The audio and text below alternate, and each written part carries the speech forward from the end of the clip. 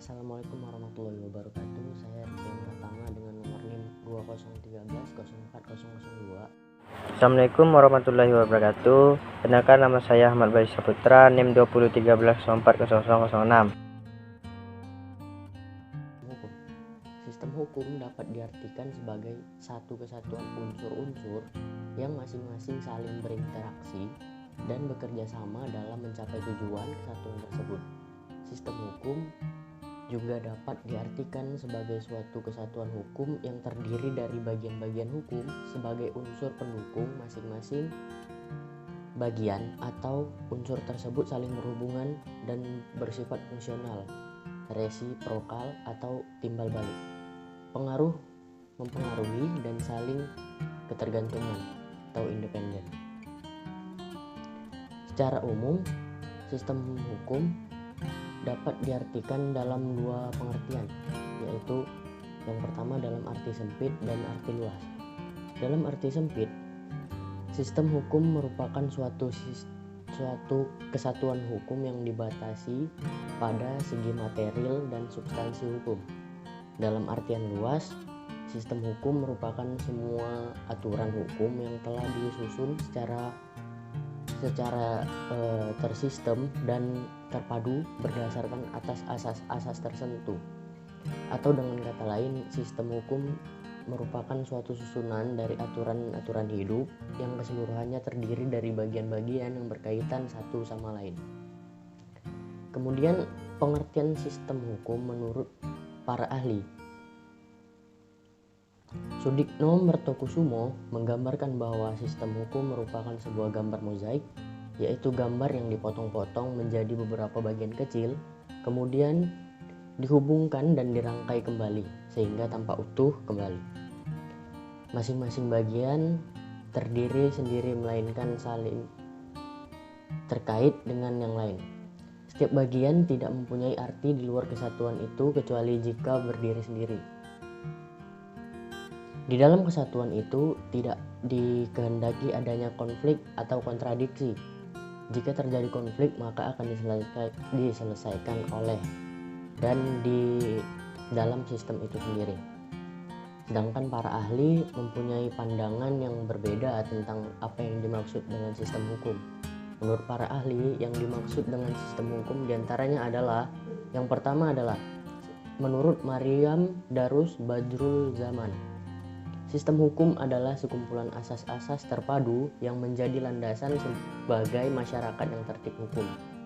Yang kedua, menurut Sudikno, sistem hukum adalah suatu kesatuan yang terdiri dari unsur-unsur yang mempunyai interaksi satu sama lain dan bekerja sama untuk mencapai tujuan kesatuan tersebut.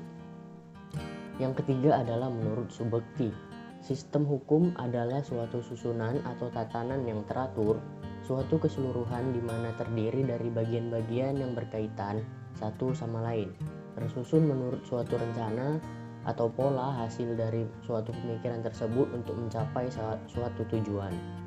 Yang keempat ada dari Bellerophon, sistem hukum adalah rangkaian kesatuan peraturan-peraturan hukum yang disusun secara tertib menurut asas-asasnya. Dan yang terakhir adalah menurut Friedman, sistem hukum adalah suatu sistem yang meliputi substansi hukum dan budaya hukum. Dari beberapa uraian tentang sistem hukum tersebut dapat hal-hal penting dalam hubungannya dengan pengertian sistem hukum, yaitu yang pertama, sistem hukum tidak boleh terdapat suatu pertentangan, pembentukan tumpang tindih, dan duplikasi antar bagian-bagiannya. Yang kedua, suatu sistem hukum mengandung beberapa asas yang menjadi pedoman dalam pembentukannya. Yang ketiga, suatu sistem hukum bersifat menyeluruh, berstruktur, dan terangkai secara bulat yang keseluruhan mesin-mesinnya mempunyai hubungan fungsional. Sekian dari saya.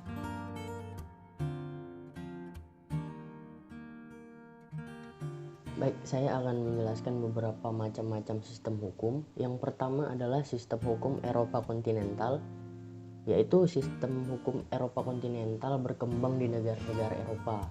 daratan yang sering disebut dengan civil law.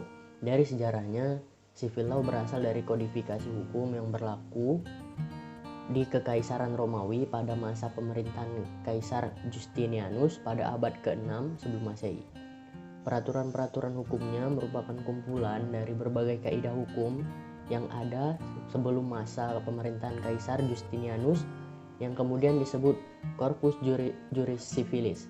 Dalam perkembangannya, prinsip-prinsip hukum yang terdapat dalam Corpus Juris Civilis ini dijadikan dasar perumusan dan kodifikasi hukum di negara-negara Eropa daratan seperti Jerman, Prancis, Belanda, dan Italia. Prinsip utama yang menjadi dasar sistem hukum Eropa kontinental adalah hukum memperoleh kekuatan mengikat karena diwujudkan dalam peraturan-peraturan yang berbentuk undang-undang dan tersusun secara sistematik di dalam kodifikasi atau kompilasi tertentu. Prinsip hukum tersebut dianut mengingat bahwa nilai utama yang merupakan tujuan hukum adalah kepastian hukum. Kepastian hukum hanya dapat diwujudkan jika tindakan-tindakan hukum manusia di dalam pergaulan hidup dilakukan dengan peraturan-peraturan hukum yang tertulis. Dengan berdasarkan tujuan tersebut, maka hakim tidak dapat leluasa untuk menciptakan hukum yang mempunyai kekuatan mengikat umum. Hakim hanya berfungsi menetapkan dan menafsirkan peraturan-peraturan dalam batas-batas kewenangannya. Putusan hakim hanya mengikat para pihak yang berperkara saja. Sumber hukum dalam sistem hukum Eropa kontinental adalah yang pertama, undang-undang yang dibentuk oleh badan legislatif. Yang kedua, peraturan yang dibuat oleh badan eksekutif berdasarkan undang-undang. Yang ketiga, kebiasaan-kebiasaan yang hidup dan diterima sebagai hukum selama tidak bertentangan dengan undang-undang. Sistem hukum Eropa kontinental menggolongkan bidang hukum, yaitu yang pertama hukum privat, yang mencakup peraturan-peraturan hukum yang mengatur tentang hubungan antara individu-individu dalam masyarakat dalam memenuhi kebutuhannya. Contoh, hukum perdata, hukum dagang. Yang kedua adalah hukum publik, yaitu yang mencakup peraturan-peraturan hukum yang mengatur kekuasaan atau wewenang penguasa negara serta hubungan-hubungan antara negara dan masyarakat. Contohnya hukum pidana, hukum tata negara, hukum tata usaha negara. Dalam perkembangannya, perbedaan antara hukum privat dan hukum publik sulit dibedakan batas-batasnya. Hal tersebut dikarenakan yang pertama adalah terjadinya proses sosialisasi di dalam hukum sebagai akibat dari makin banyaknya bidang-bidang kehidupan masyarakat yang menyangkut kepentingan umum yang perlu dilindungi hukum.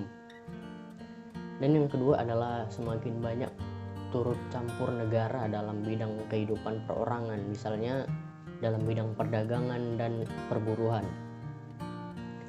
Baik, yang kedua adalah sistem hukum Anglo-Saxon. Sistem hukum Anglo-Saxon ini yang selanjutnya dikenal dengan sebutan Anglo-Amerika mulai berkembang di Inggris pada abad ke-11 yang juga disebut sebagai common law dan unwritten law. Sistem hukum Anglo-Saxon melandasi hukum positif yang berlaku di Amerika Serikat, Kanada, Australia, dan negara-negara lain yang termasuk dalam negara-negara pemakmuran Inggris. Sumber hukum sistem Anglo-Saxon ini adalah yaitu pertama, putusan-putusan hukum peradilan dan yang kedua kebiasaan-kebiasaan dan peraturan-peraturan tertulis. Dalam sistem hukum Anglo-Saxon terdapat beberapa hal yang penting, yaitu yang pertama, putusan hakim merupakan sumber yang utama yang dapat mewujudkan kepastian hukum dan merupakan kaidah hukum yang mengikat hukum. Yang kedua adalah sumber hukum tidak tersusun secara sistematis dalam suatu kitab hukum. Yang ketiga, hakim mempunyai peranan yang sangat luas untuk menafsirkan hukum yang berlaku dan menciptakan hukum baru yang akan menjadi peregangan hakim-hakim lain untuk memutuskan perkara yang sejenis. Yang keempat adalah menganut the doctrine of precedent atau stare decisis. yang menyatakan bahwa dalam memutuskan perkara, seseorang hakim harus berdasarkan keputusannya kepada prinsip hukum yang sudah ada berdasarkan putusan hakim lain dari perkara sejenis sebelumnya. Apabila putusan hakim terdahulu dianggap tidak sesuai dengan perkembangan masyarakat, maka hakim dapat menetapkan keputusan baru berdasarkan nilai kebenaran, keadilan, dan juga akal sehat atau common sense. Dalam sistem hukum Anglo-Saxon juga mengenal penggolongan hukum menjadi dua bagian, yaitu yang pertama hukum privat yang lebih ditujukan untuk kaidah hukum tentang hak milik atau tentang orang, tentang perjanjian dan perbuatan melawan hukum. Yang kedua adalah hukum publik yang pengertiannya hampir sama dengan hukum publik dalam sistem hukum Eropa kontinental. Perbedaan antara sistem hukum Anglo-Saxon dan sistem hukum Eropa kontinental terletak pada yang pertama, sistem hukum Anglo-Saxon tidak mengenal adanya kodifikasi seperti dalam sistem hukum Eropa kontinental, tapi tersebar dalam putusan-putusan hakim, kebiasaan, dan peraturan-peraturan administrasi negara. Yang kedua adalah tugas hakim dalam sistem hukum Anglo-Saxon tidak hanya sebagai pihak yang bertugas menetapkan dan menafsirkan hukum, melainkan juga membentuk seluruh tata kehidupan yang mengikat hukum atau mengikat umum.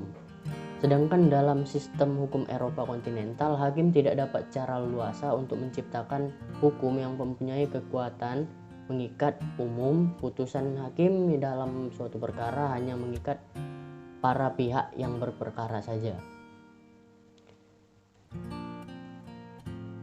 Dan yang ketiga adalah dalam sistem hukum Anglo-Saxon, seorang hakim terikat dengan putusan hakim lain dari perkara yang sejenis dalam putusan perkara. Sedangkan dalam sistem hukum Eropa kontinental, hakim boleh tidak terikat dengan putusan hakim lain yang memutuskan perkara sejenis asalkan tidak bertentangan dengan undang-undang. Sekian dari saya, terima kasih. Assalamualaikum warahmatullahi wabarakatuh.